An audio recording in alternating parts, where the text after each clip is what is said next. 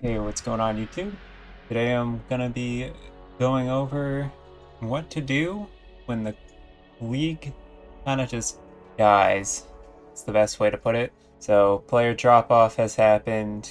Not a lot of people are buying and selling or trading really. People aren't looking to maximize their builds anymore. And therefore nobody's really looking for gear and nobody's buying things. Trade is dead, as they would say. So what are you left off to do to make currency is the real question.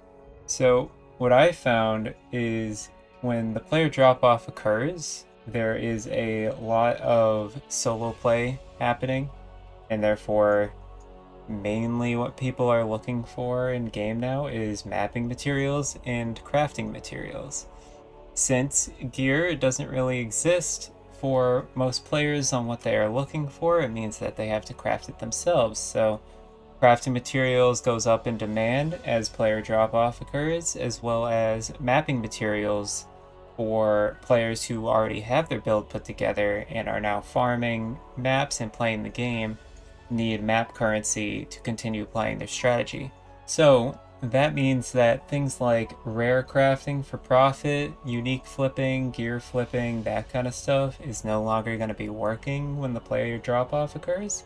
And also investing into items is not relevant anymore because if demand is going down for everything, then that means that investments don't actually pan out because you need an inclining demand for an item for it to rise in price, right? So if an item is declining in demand, it means the price is going to go down, which means that investments are no longer stable or sustainable.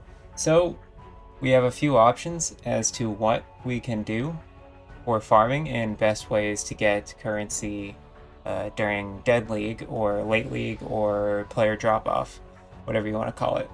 So what I've been doing is AFK farming simulacrums using a minion build, which I will have a showcase on it soon, as well as doing blight ravaged farming for currency, AFK blight ravaged farming. It's very easy for my build to just walk into a map, start the blight encounter, and just wait for it to end, and then go loot, and then start over. It's very satisfying too. So what I've discovered is what you want to be doing is farming for mapping materials and crafting materials. So there are a few good ways for doing that. If you're a hideout warrior, you can start sextant rolling. Elevated sextant rolling I found to be quite profitable around this point in the league because sextants are still in decent demand and therefore you can still make a decent amount off of it. Not only that, but since there is decent demand for sextants, but people aren't rolling them as much, it means that the price is going to go up on sextants. That's why you're seeing things like strongbox sextants being 9 div per. You're seeing yellow life forest sextants going for 8 div per. So yeah, elevated sextant rolling is still decently profitable, but do keep in mind it's got a high barrier to entry and only kind of works if you're doing it in bulk. Otherwise, you won't see much reward unless you get lucky. It's kind of a calculated risk scenario. For farming strategies, I find that Simulacrum is decent because you get a ton of scarabs as well as essences and other crafting materials, which sell like clockwork all the time. People are always looking for that kind of stuff. And then I find blight farming to be similar in that aspect because you get a bunch of this small currency, bubblegum currency, if you will, that people are always looking for. So those two are decent strategies. You can also do delving.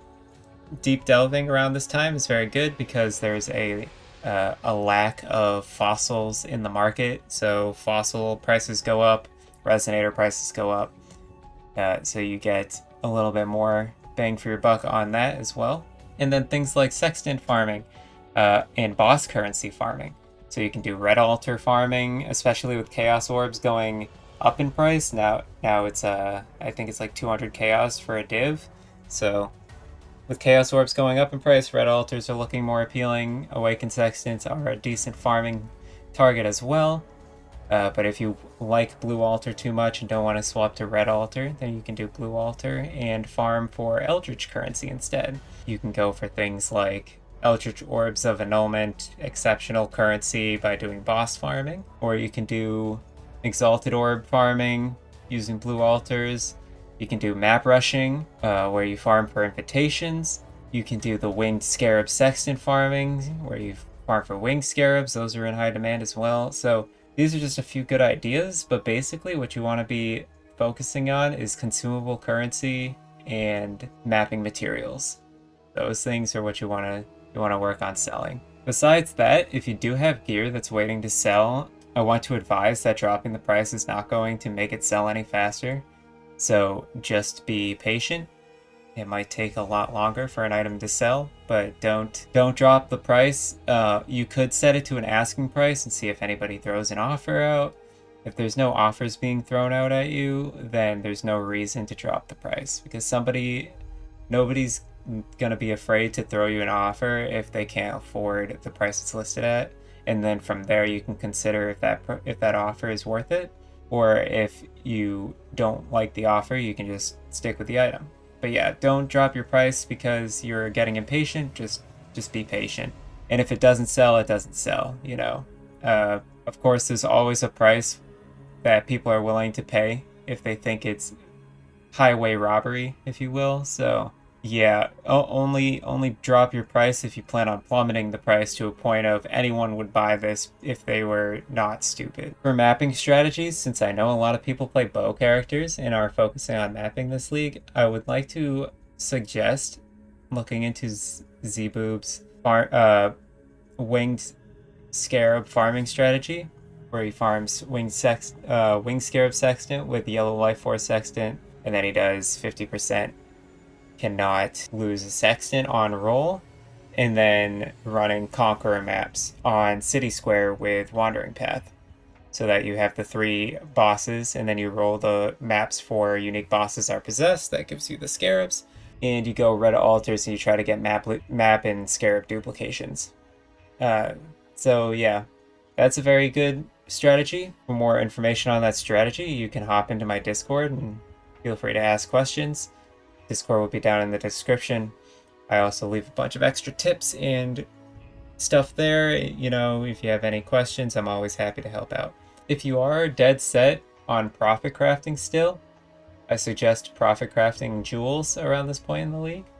It's something that people are always looking for. They sell still at a decent rate, although slowly, but there's not a lot on the market, which means that it's pretty easy for yours to sell for a decent price and stand out.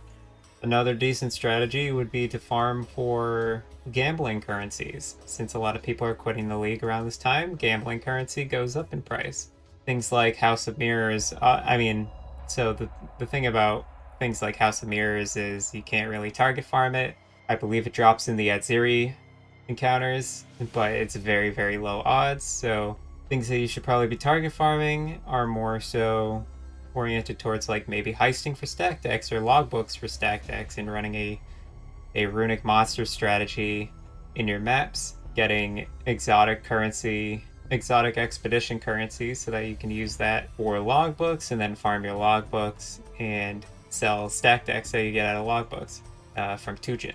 Another decent thing that you could be doing is farming Temples of Atsuatl, farming for Locus of Corruption and Doriani's Institution, as those 2 are very lucrative temples around this point in the league. They sell for about a div each, and I think about 2 div if you have both on it. So farming alpha temples is a decent way of making currency as well. You can try to do beast farming, running Einhar memories, or even if you don't do Einhar memories, you could farm yellow beasts and sell yellow beasts. It's very easy to get a ton of yellow beasts. The hard part is turning them all into captured beasts in your inventory so that you can actually sell them off. But farming for beasts can definitely bear a profit, especially at this point in the league. A lot of people do beast crafting around this point in the league.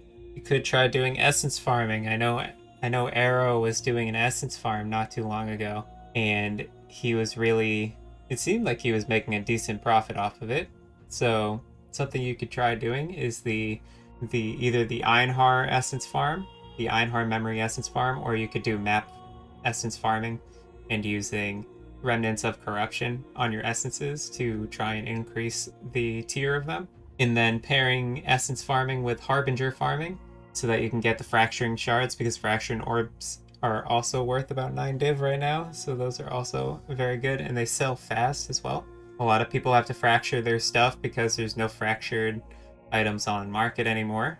But yeah, all in all, I hope that was enough ideas to kind of give you an idea of like what you could do right now to keep the ball rolling, because it is definitely slow, definitely dead. Like, good gear isn't selling fast, so you have to pivot to currency trading. It's what I'm doing now. So, something to consider. If you want to be a hideout warrior, I would do elevated sextant rolling. And if you want to farm, then I would do any of the different strategies I had just mentioned. Besides that, crucible tree farming is still decent. Being able to do crucible tree bases at the moment is pretty good. And especially if you can craft the bases and put them together and then sell them all at once, they still sell for a decent penny, so something to consider. But yeah, all in all, I just kind of want to explain that there is a point where you do need to pivot, and if you're not pivoting, you're going to get kind of stuck behind the 8 ball, waiting around for your items to sell that'll probably never sell. So it is probably best to start thinking about pivoting your strategy if things are kind of going south, because it will happen when there is a player drop off. A good analogy would be if you own a business, and let's say you own a restaurant in the middle of New York, okay? Hustling and bustling, people are coming in all the time, and you're making tons and tons of currency, or making tons and tons of money at your restaurant because so many people are coming in, blah blah blah. And then a new, cool, better restaurant opens up right next to you. Okay, well now you lost all of your clientele, right? Now you have to decide, okay, is it worth keeping the business and trying to make less money off of this business and sustain, or is it smarter to sell the whole business and go work for the other place and make a hourly wager, right? Basically what I'm saying is the hourly profit per hour margins are actually typically better around this point than most get rich strategies, and that happens to be because the demand is too low for these items. So yeah, hopefully this video was insightful. I know I was kind of rambling, but hopefully that was enough to kind of get the gears turning for you guys, and you guys kind of got a good idea of what you can do from here on out. Thanks for watching. I hope you enjoyed.